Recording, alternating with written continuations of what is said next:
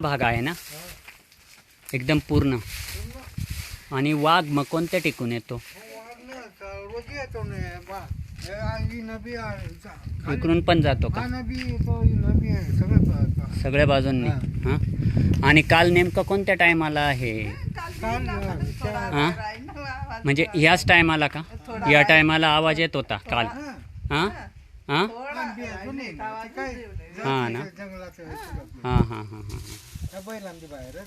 हां. मग मी इथे थांबू का नको थांबू? हां, काही नाही ना, काही नाही करत? नक्की का? नक्की. हां, तुमच्या भरोश्यावर.